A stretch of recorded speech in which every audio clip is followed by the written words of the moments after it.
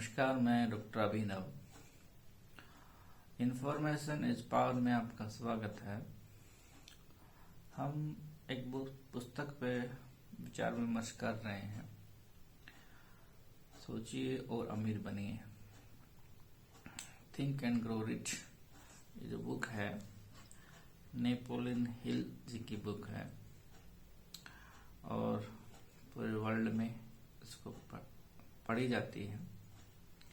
और इसका हिंदी जो अनुवाद है डॉक्टर सुधीर दीक्षित जी ने किया है, तो ऑनलाइन आप इसको परचेज कर सकते हैं।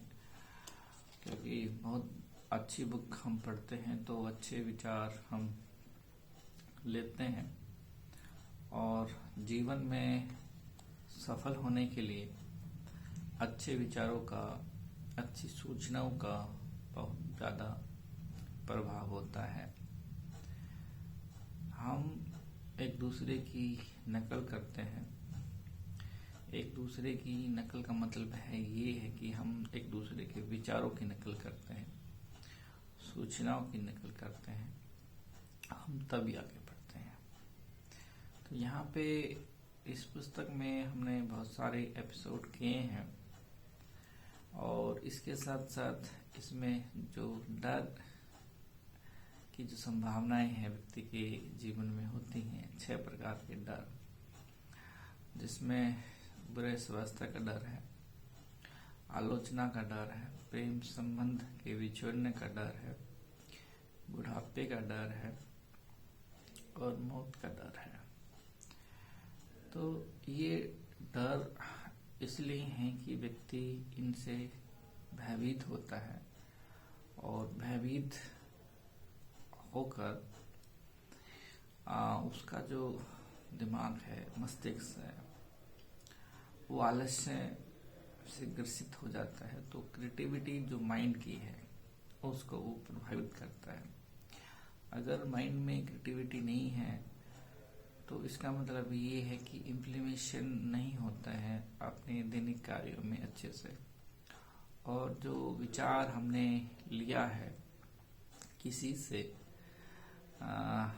से भी, तो उसको इम्प्लीमेशन करना अपनी ऊर्जा के साथ उसको हम नहीं कर सकते हैं, क्योंकि डर बना रहता है। तो नेपोलियन साहब ने ये कहा है कि डर के लक्षण भी हैं, तो डर को हमें दूर भी करना है। क्योंकि अगर डर होगा बुरे स्वास्थ्य का तो हम अपने काम की तरफ ज़्यादा ध्यान नहीं दे पाएंगे। और प्रेम संबंध का जो डर है, बिछड़ने का डर है, तो उसमें भी होगा। और आलोचना का जो डर है तो उसमें भी होगा। और जो बुढ़ापे का डर है तो उसमें भी होगा। और जो मौत का डर है जो निश्चित है उस पे का भी होगा। तो यहाँ पे नेपोलियन साहब 303 पेज पे कहते हैं, जिस पे ये आज हम एपिसोड कर रहे हैं, कि एक चीज पर आपका पूरा नियंत्रण है। वो चीज है आपका विचार। तो आज हम जो विचार है, जो हम विचार करते हैं, उस पे हम डिस्कस करते हैं। क्योंकि व्यक्ति का जो विचार है वही हमें आगे बढ़ाता है। टाइटल जो है सोचिए और अमीर बनिए। क्योंकि जब तक सोच विकसित नहीं होगी हम आगे नहीं बढ़ पाएंगे, यानी कि व्यक्ति आगे नहीं बढ़ पाएगा, व्यक्ति का सेल्फ डेवलपमेंट नहीं हो पाएगा। हम ये बशर्ते जानते हैं सभी कि शारीरिक जो विकास है वो तय है, वो होगा और उसका ढलना भी तय है और उसको जाना भी तय है। लेकिन जब विचार की जो अवधारणा है, विचार हर सिचुएशन में आगे बढ़ता है। अब यहाँ पे हम बात कर रहे हैं नेपोलियन हिल साहब की, जो 1883 से 1970 के बीच में हुए हैं। 1883 बिटवीन 1970 इस बीच में हुए हैं। तो आज 2025 है, 21st सेंचुरी का जो थर्ड डिकेड है उसके मिड में है हम, उसका मिड का 1 मंथ जाने वाला है। तो यहाँ पे जो उन्होंने विचार दिया है उस विचार को मैं आगे बढ़ा रहा हूँ, क्योंकि ये पुस्तक मुझे लगा कि अगर मैंने पढ़ी है इस बारे में बताया जाए। अब कितना सुनते हैं कितना नहीं सुनते हैं वो दूसरी बात है, लेकिन विचार हम एक दूसरे से जरूर लेते हैं, और खासकर वो विचार जो हमें आगे बढ़ाते हैं किसी माध्यम से। तो नेपोलियन जी कहते हैं कि जो नियंत्रण है, व्यक्ति का जो नियंत्रण है या जीव जंतु का भी नियंत्रण है, जिसमें जीव है उसमें वो नियंत्रण करता है। तो व्यक्ति के पास जो सबसे बड़ी जो चीज है नियंत्रण के, विचार के नियंत्रण की है, वो विचार को कितना नियंत्रित करता है इस पे वो डिपेंड करता है पर्सन टू पर्सन। तो यहाँ पे क्या है कि जो विचार है आपका सिर्फ एक चीज पर पूरा नियंत्रण है, वह आपके विचार कहता है। यह इंसान के द्वारा जाने गए सभी तथ्यों में सबसे अति महत्वपूर्ण और प्रेरक तथ्य, कितने भी आप जान लीजिए, सभी तथ्यों में से सबसे महत्वपूर्ण तथ्य यही है। साइंस ऑफ कम्युनिकेशन में हम स्टडी करते हैं कि व्यक्ति जो है अपनी लाइफ में या डेली तो 70% कम्युनिकेशन इंट्रा करता है, सोचता रहता है, और अपनी लाइफ का 30% कम्युनिकेशन वो अलग अलग कम्युनिकेशन से करता है, संचार से करता है, जैसे वो बोल के करता है, रिटर्न में करता है, नॉन वर्बल करता है ना। तो वो नॉन वर्बल कम्युनिकेशन 30% करता है, लेकिन 70% जो कम्युनिकेशन है वो विचार जो है वो अपने अंदर करता है। उस विचार को नियंत्रण करने की बात कह रहे हैं। तो ये कहते हैं कि इंसान की जो प्रकृति है, जो मिली है इंसान को सोचने की, उसको वो अभिव्यक्त करता है हर हाल में, किसी भी एंगल्स में वो अभिव्यक्त करता है, तभी विचार आगे बढ़ते हैं। और यह एक अधिकार भाई इकलौता साधन है जिसके द्वारा आप अपने भाग्य को नियंत्रित कर सकते हैं, क्योंकि जब आपके पास नियंत्रण है आपके विचार का, तो भाग्य का मीन यहाँ पे ये है कि आप अपने व्यक्तित्व का निर्माण, अच्छे व्यक्तित्व का निर्माण आप कर सकते हैं। अगर आप अपने मन पर काबू रखने में असफल होते हैं तो यह जान लें कि आप किसी और चीज पर काबू नहीं पा सकते डेफिनेटली। तो किसी ने कहा सब पे सबसे बड़ी जीत किसकी है? सबसे बड़ी जीत है अपने मन को जीतना, अपने आप को काबू में रखना, दूसरों पे नहीं है। तो यहाँ पे कहता है कि विचार को काबू करना, नियंत्रण करना बहुत बड़ी एक जीत है। अगर आप अपनी संपदा का बारे में लापरवाह रहना चाहते हैं तो ऐसा भौतिक वस्तुओं के संबंध में होने दें, यानी कि जो हमारी भौतिक वस्तुएं हैं, संपदा है, संपत्ति है, तो लापरवाह है तो होने दें। लेकिन मस्तिष्क आपकी अत्यधिक संपदा उससे ज्यादा है कि जो भी संपदा आपके पास है वो आपने अपने विचार से कमाई है, और इसमें विचार जो है उस संपदा जो अभी है उसको वो ज्यादा कर सकते हैं। उतनी ही सावधानी से इसकी हिफाजत करें और इसका प्रयोग करें। जिस सावधानी से हम अपने संपदा जो भी हमारे पास है, घर है, घर में चीज जो रखी है या जो व्हीकल है, उसकी हम पूर्ण रूप से हिफाजत करते हैं, अटेंशन सीकर होते हैं। लेकिन नेपोलियन साहब ये कहते हैं कि इससे जो बड़ी संपदा है विचार, उसका हिफाजत भी करना है और उसको सही रूप में प्रयोग भी करना है। और यहाँ पे उसी से आपको बेनिफिट होने वाला है और होता है। आपको इच्छा शक्ति इसी उद्देश्य के लिए दी गई है। मनुष्य की जो इच्छा शक्ति है वो इसी उद्देश्य की पूर्ति के लिए दी गई है। आगे कहते हैं कि दुर्भाग्य से ऐसे लोगों के खिलाफ कोई कानूनी सुरक्षा नहीं है जो जाने अनजाने में नकारात्मक सुझाव द्वारा दूसरों के दिमाग में जहर भरते हैं। से वो होते हैं कि मुझे कोई गलत मास्टरमाइंड जिसको हम कहते हैं, इस तरह से। तो इस तरह के विनाश के लिए भारी कानून सजा का प्रावधान होना चाहिए। मास्टरमाइंड को ही मिलती है, इंडिया में ऐसा नहीं है। इंडिया में जो मास्टरमाइंड है उसको सजा का प्रावधान है, क्योंकि जो चीज घटती है उस घटने के पीछे कारण है। कोई चीज ऐसी नहीं घटती है। महान बुद्ध ने ही कहा कि जो चीज होगी उसका कारण है, बिना कोई उद्देश्य के कोई चीज हो ही नहीं सकती। घटना एक उद्देश्य के रूप में होती है, वो अपने आप नहीं हो सकती है, उसका एक ऑब्जेक्टिव है। क्योंकि उन भौतिक वस्तु को हासिल करने की संभावना नष्ट हो सकती है और अक्सर नष्ट होती है जो कानून द्वारा सुरक्षित है। आगे कहते हैं कि नकारात्मक मानसिकता वाले लोगों ने थॉमस एडिसन को यह विश्वास दिलाने की कोशिश की कि वे ऐसी मशीन नहीं बना सकते जो इंसान की आवाज को रिकॉर्ड करके उसे फिर से दोहरा दे। थॉमस एडिसन की बात हो रही है। उस जमाने में भी नेगेटिव लोग थे और इस जमाने में नेगेटिव लोग हैं और हमारे आसपास भी नेगेटिव लोग हैं। और सबसे बड़ी बात यह है कि जब हम सीखते हैं तो नेगेटिव ही से ही सीखते हैं, ये होगा नहीं। घर का जो वातावरण है अधिकतर घरों में ऐसा होता है, ये होगा नहीं।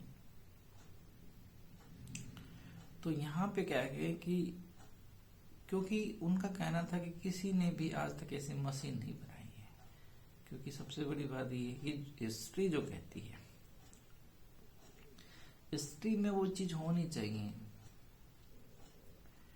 और हिस्ट्री उसको ये बताने की कोशिश करती है ये चीज हमने यहां तक बना ली, इसको हम आगे कर सकते हैं। लेकिन यहाँ थोड़ा सा उल्टा है। एडिसन ने उन लोगों पर भरोसा नहीं किया। वे जानते थे कि मस्तिष्क ऐसी कोई भी चीज बना सकता है जिसके बारे में वह कल्पना कर सकता है और विश्वास हो। कितनी अच्छी बात है। अगर व्यक्ति विचार के अनुरूप वही चीज बना सकता है जो कल्पना कर सकता है, बशर्ते उसको थर्ड जो है उसको विश्वास हो। और ये एडिसन ने किया। इस कारण महान एडिसन सामान्य लोगों के समूह से ऊपर उठ गए। सामान्य लोग बहुत सारे होते हैं, महान लोग बहुत कम होते हैं, ये हमें जानना होगा और ये हम जानते हैं। नकारात्मक मानसिकता वाले लोगों ने एल्फ डब्ल्यू वुलवर्थ हुए हैं, जो बताया कि वे 5 और 10 सेंट की सेल पर स्टोर चलाने की कोशिश में दिवाले हो जाएंगे। इसमें क्या है कि सारे जो एग्जाम्पल हैं वो यूएसए के हैं, क्योंकि बनता यूएसए का था। इंडिया के एग्जाम्पल के लिए हम दूसरी बुक पढ़ सकते हैं। ये सबसे ज्यादा संभावनाएं यहाँ भी हुई। यहाँ कितनी हुई आप अखबारों में देख लीजिए, कितनी संभावनाएं हो रही हैं। एक दूसरे को मारने की संभावनाएं, एक दूसरे को नीचे दिखाने की संभावनाएं, एक दूसरे के राइट्स को वायलेशन करने की संभावनाएं ये ज्यादा हो रही हैं। तो यहाँ पे क्या है कि इसलिए एग्जाम्पल जो जिस सिचुएशन में लिखी गई पुस्तक तो वहां के एग्जाम्पल रखे गए हैं। तो यहाँ पे क्या कहते हैं, उन्होंने उन पर विश्वास नहीं किया कि वे जानते थे कुछ ही दिन ही भी कर सकते हैं जो कि तर्क की सीमा में हो और उसकी योजनाओं में आस्था का दम हो। तर्क भी हो, योजनाओं पर आस्था का भी दम। दूसरे लोगों के नकारात्मक सुझावों को अपने दिमाग से दूर रखने के अधिकार का उपयोग करते हुए उन्होंने $10 करोड़ से अधिक की दौलत इकट्ठी कर ली। $10 करोड़ 2-3 सेंट, सेंट में करेंसी, तो स्टोर चलाने के लिए 2-3 सेंट लगाए और उसने 10 करोड़ की संपत्ति कुछ ही सालों में इकट्ठी कर ली। संख्यालु लोग कटुता से नाक सिकोड़ रहे थे जब हेनरी फोर्ड ने अपनी पहली अटपटे ढंग से बनी कार को सड़कों पर आजमाया। हेनरी फोर्ड का नाम सुना होगा आपने, जो ये फोर्ड गाड़ी घूमती है उसका मालिक है, वो वही है। जब उसने ये फोर्ड का डिजाइन बनाया, अटपटा डिजाइन बनाया, तो लोग उस पे हंसे। कुछ ने कहा कि ये चीज कभी प्रैक्टिकल नहीं बन जाएगी, प्रैक्टिकल नहीं हो सकती है। कईयों ने कहा कि इस तरह की चीज के लिए कोई भी पैसे नहीं देगा। यहां भी कोई चीज हम इजाद करते हैं, बनाते हैं, कंपनी बनाते हैं या कोई रिसर्च करते हैं, आविष्कार करते हैं, तो उसका पैसा लगता है, तो लोग उस पर इन्वेस्टमेंट करते हैं। तो वहां पे भी सरकार भी इन्वेस्टमेंट करती है, तो लोगों से भी पैसा इन्वेस्टमेंट करवाया जाता है। तो लोगों ने फोर्ड के इस प्रोजेक्ट पर इन्वेस्टमेंट करने के लिए हामी नहीं भरी। फोर्ड ने कहा मैं धरती को भरोसेमंद मोटर कारों से पाट दूंगा, लेकिन फोर्ड ने कहा, हेनरी फोर्ड ने कहा कि मैं इस धरती को जो भरोसेमंद मोटर कार हैं उनसे मैं पूरी दुनिया को आट दूंगा, यानी कि रख दूंगा। गाड़ी मेरी जो फोर्ड की गाड़ी है फ्यूचर में पूरी वर्ल्ड की सड़कों पे चलेंगी, और आज हो रहा है। सबसे भरोसेमंद गाड़ियों में सबसे टॉप में कौन सी गाड़ी है? अगर आप एनालिसिस करोगे तो फोर्ड उनमें से एक मिलेगी। पिछली सरकार की योजना में, सेंट्रल गवर्नमेंट की योजना में, जो फोर्ड गाड़ियां हैं उनका प्लांट बंद हो गया है, फोर्ड को वापस चला गया है। अब जो जितनी भी गाड़ियां घूम रही है, नई गाड़ियां नहीं है, वो पुरानी गाड़ियां घूम रही है। लेकिन आप फोर्ड की गाड़ियां देखिए, आपको अलग ही नजर आती है। किसी से पूछ भी लीजिए, ठीक है ना, कि कितनी दमदार गाड़ी है। और उन्होंने ऐसा ही किया और आज ऐसा ही हो रहा है। तो ये सब पॉजिटिवनेस की बात है, विचार की बात है। और हेनरी फोर्ड और अधिकांश काम करने वालों में इकलौता अंतर यह था कि फोर्ड के पास एक मस्तिष्क था और उन्होंने उसे नियंत्रित किया। यानी कि विचार और मस्तिष्क में जो विचार हैं उनको नियंत्रित करना बहुत ज्यादा जरूरी है। दूसरे के पास भी मस्तिष्क है, सबके पास है, परंतु उन्होंने उसे नियंत्रित करने का प्रयास नहीं किया। उस जमाने की बात हो रही है। आज का भी हम एग्जाम्पल ले सकते हैं, अपने आप पे भी एग्जाम्पल ले सकते हैं। मस्तिष्क पर नियंत्रण आत्म अनुशासन और आदत का परिणाम है। मस्तिष्क पर नियंत्रण, विचार पर नियंत्रण तब होगा जब हम अपनी आदतें सुधारेंगे और उसका आत्म अनुशासन करेंगे, तब वो परिणाम आता है। ऐसे आसान से नहीं आता है। वहीं एक कंसेप्ट है कि कोई नई चीज सीखते हैं तो 21 दिन लगते हैं सीखने के लगातार, और कोई बुरी चीज हम छोड़ते हैं तो 21 दिन लगेंगे उसको छोड़ने में। एक रूटीन वर्क है, क्योंकि जो शरीर है वो डिमांड करता है। मन यहाँ से बोलता है कि शरीर को ये चीजें चाहिए, तो वो चाहिए, छोड़ नहीं पाएगा। लेकिन ये यहाँ पे अनुशासन आपको करना पड़ेगा। आप या तो अपनी मस्ती को नियंत्रित कर सकते हैं या फिर भी आपको नियंत्रित करता है। दो ही चीजें हो रही हैं। या तो आप अपने आप को नियंत्रित कर लो, या मस्तिष्क जो विचार है वो आपको नियंत्रित करेगा, और ऐसा ही हो रहा है। ये सबके साथ हो रहा है, मेरे साथ नहीं है, आपके साथ भी हो रहा है। इसमें कोई आधा अधूरा समझौता नहीं होता है कि आधा ना हाफ नहीं होता, इसमें पूरा ही होता है। मस्तिष्क को नियंत्रित करने के सभी तरीकों में सबसे प्रैक्टिकल तरीका है अपने आप को एक निश्चित लक्ष्य की तरफ व्यक्त करने की आदत, जिसके पीछे एक निश्चित योजना हो। सबसे अच्छा सुझाव है। मस्तिष्क को नियंत्रित करने की सबसे बड़ा सुझाव यही है कि एक निश्चित लक्ष्य की ओर मुड़ना और उसे आदत बना देना और उसके पीछे एक योजना होना, लक्ष्य होना। किसी भी व्यक्ति के रिकॉर्ड का अध्ययन करें, उसने उल्लेखनीय सफलता हासिल की भी हो और आप देखेंगे कि उसने अपने मस्तिष्क पर नियंत्रण किया था और वह उस नियंत्रण को अपने लक्ष्य को हासिल करने के लिए निर्देशित करता है। इस नियंत्रण के बिना सफलता संभव नहीं है। हमारे यहाँ पे जो मिडिल क्लास है वो बहुत कम लोग, सबकी तो मैं बात नहीं करता, जहाँ तक मैं जानता हूँ बहुत कम जो लोग हैं जिनको मैं जानता हूँ या मैं सुनता हूँ, तो बहुत कम लोग हैं जो किसी की बायोग्राफी, ऑटोबायोग्राफी को स्टडी करते हैं। लेकिन विदेशों में सबसे बड़ा चलन यही है कि जो महान लोग हैं, बड़े लोग हैं, लखपति लोग हैं, धनपति लोग हैं, उन्होंने अपनी ऑटोबायोग्राफी या बायोग्राफी में क्या लिखा है और उसके पढ़ के ही वो उसका अनुसरण करते हैं।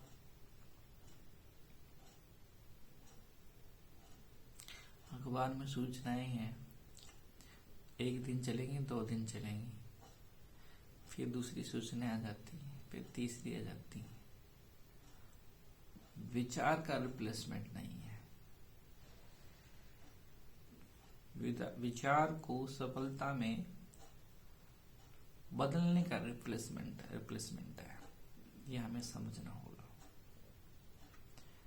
तो सोचिए और अमीर बनिए कि इस एपिसोड में विचार पर जो नियंत्रण है उसके बारे में नेपोलियन हिल साहब ने बताया है। तो हमें अपने विचार को नियंत्रित करना जरूरी है। सोचने में, सफल होने में, अगर हम विचार पर नियंत्रण नहीं कर सकते हैं तो विचार हमें नियंत्रित कर लेगा और अपने अनुसार चलाएगा। मस्तिष्क वो बहुत बड़ा पावरफुल है।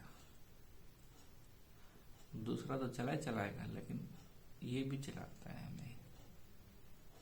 हमें इसकी पावर को समझना है, क्योंकि यही सबसे बड़ी शक्ति है, सबसे बड़ी पावर है, एनर्जी है। अगर विचार आलस्य के रूप में है तो शरीर आलस्य के रूप में होगा, और विचार कुछ करने की लालच में तो शरीर भी उसी ऊर्जा के साथ काम करेगा। ये भी हमें समझना है। तो आपने मुझे सुना, समय दिया, इसका आपका बहुत बहुत शुक्रिया।